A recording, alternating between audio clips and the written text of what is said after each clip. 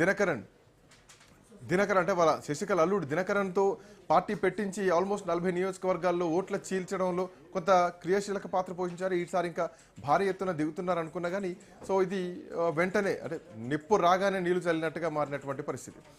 అందరూ సత్యం గారు కూడా మనతో పాటు జాయిన్ అయ్యారు. సత్యం గారు నమస్తే అండి. సత్యం గారు వినిపిస్తుందా?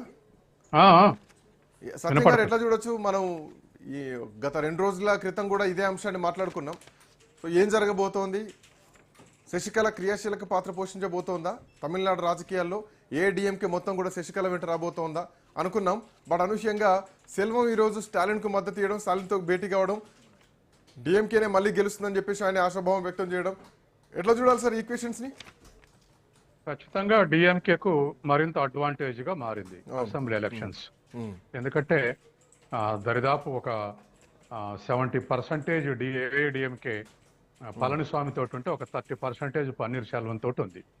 ఇప్పుడు అటువంటి పన్నీర్ సెల్వం కూడా డిఎంకే తోటి అడ్జస్ట్ చేసుకోగలిగితే ఖచ్చితంగా గతంలో ఉన్నటువంటి డిఎంకే విజయకాంత్ డిఎంకే తర్వాత ఇప్పుడు సెల్వం ఇద్దరు కూడా డిఎంకే తోటి పొత్తుగుచ్చుకుంటే అదవరకే 2 కమ్యూనిస్ట్ పార్టీలు, కాంగ్రెస్ ఉంది.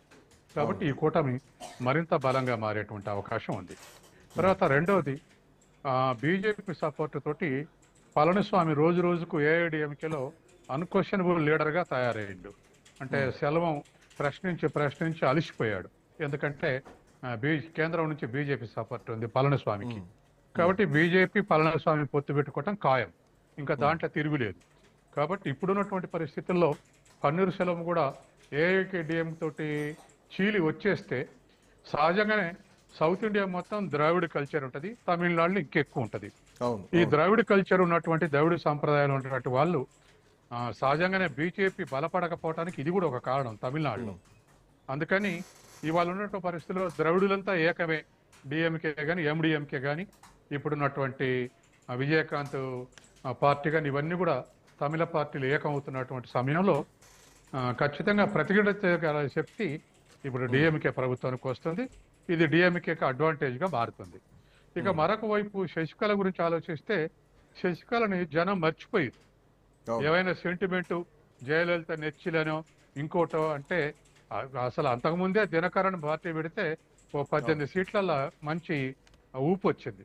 కానీ ఇప్పుడు చాలా కాలం తర్వాత ఏఐడిఎంకే యొక్క అస్తిత్వం కోల్పోయిన తర్వాత ఇప్పుడు శశికళ వచ్చి ఏదో పెద్ద పార్టీ పెట్టి ఆల్టర్నేటివ్గా తయారు చేయడం కష్టం. కాబట్టి ఖచ్చితంగా ఇది డిఎంకేకి అనుకూలించేటువంటి విషయం.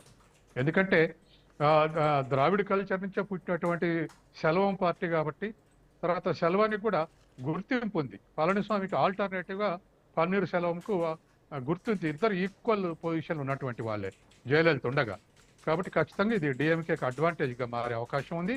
అంటే ఇంకొక పాయింట్ సార్, ఈ మధ్య కాలంలో మెరీనా బీచ్ లో జయలలితకు నివాళులు అర్పించడానికి ఆ ఘాట్ దగ్గరికి వెళ్ళినటువంటి టైంలో కూడా పన్నీర్ సెల్వం ఒక కామెంట్ చేశారు. అంటే ఏడీఎంకేలో ఏకనాయకత్వమే ఆ పార్టీ దెబ్బతినడానికి ప్రధానమైనటువంటి కారణం, వరుస ఓటములు ఎదుర్కోవడానికి కారణం కూడా ఏడీఎంకే వ్యవహరిస్తున్నటువంటి తీరే. జయలలిత అంశం మళ్ళీ రావాలన్నా అట్లాంటి సుస్థిరమైనటువంటి పాలన మళ్ళీ జరగాలని చెప్పేసి ఆయన ఆశాభావం వ్యక్తం చేశారు. ఆ పాలన జరగాలంటే ఆయన ఏడీఎంకేలో లేరు, ఆయన కొత్త పార్టీ పెట్టట్లేదు, ఆయన డిఎంకేకు అప్పుడు మద్దతు లేరు, శశికళ అప్పుడు మద్దతు లేరు. బట్ అయినా కానీ ఆయన ఆశాభావాన్ని వ్యక్తం చేశారు మళ్ళీ జయలలిత పాలన కావాలని. జయలలిత పాలనకు డిఎంకే పాలనకు రెండు వేరువేరు రాజకీయ వైరుధ్యాలు ఉన్నాయి. అట్లాంటి పన్నీర్ సెల్వం ఇప్పుడు డిఎంకేకి మద్దతు ఇవ్వడాన్ని ఎట్లా చూడాలా? మన స్టాలిన్ చాలా వ్యూహాత్మకంగా అధికారంలో రాగానే అన్నాడీఎంకే స్కీముల్ని ఏటిని రద్దు చేయొద్దని బహిరంగ ప్రకటించాడు. తర్వాత జయలలిత పేరు మీద 1-2 పథకాలు ఉంటే అదే పేరు మీద కొనసాగిస్తామని ప్రకటించాడు.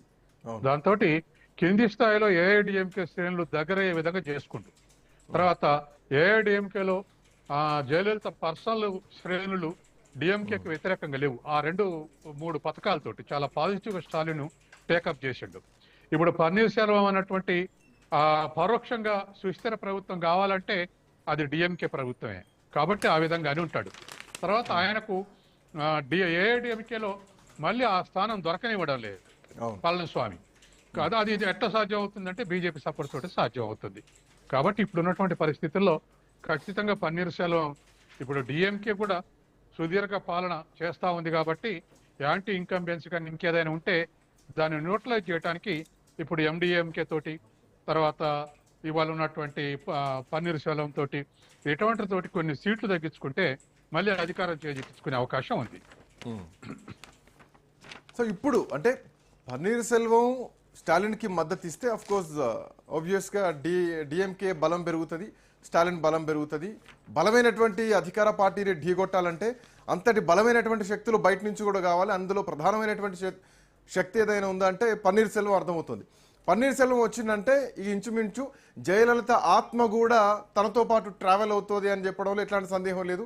ఇది తమిళనాడు ప్రజలందరూ తెలుసు, జయలలితకు కూడా తెలుసు కాబట్టి అంత నమ్మకమైనటువంటి వ్యక్తికి ముఖ్యమంత్రి పీఠాన్ని అప్పచెప్పింది. మళ్ళీ తిరిగి వస్తే ఆ పీఠాన్ని ఇచ్చేటువంటి విఘ్నుడు, హనుమంతుడు, బంటు ఎవరైనా ఉన్నారంటే అది పన్నీర్ సెల్వమే. అట్లాంటి పన్నీర్ సెల్వం రేపు పొద్దున డిఎంకేకి వెళ్తే ఏ హామీతో వెళ్తారు అండ్ ప్రజల నుంచి ఎట్లాంటి అక్సెప్టెన్స్ ఉండొచ్చు? రేపు పొద్దున ఏ డిఎంకే ఏమైనా విమర్శించేటువంటి ఛాన్సెస్ ఉంటాయా? ఏ ఒప్పందంతో పోయేటువంటి ఛాన్సెస్ ఉంటాయి? ఇప్పుడు కాంగ్రెస్ పార్లమెంట్ సీట్లకు ప్రాధాన్యత ఇస్తే తప్ప